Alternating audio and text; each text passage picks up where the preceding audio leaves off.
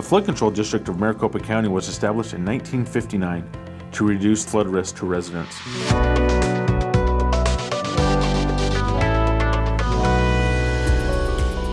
1950s, when we were formed, it was recognized there were repeated flood problems. One of the issues was there wasn't a local agency established to specifically handle the costs associated with the proposed federal project. In response to that, City of Phoenix, Salt River Project, and Maricopa County formed a task force that looked at solutions for this repetitive flood problem and how we were going to manage it.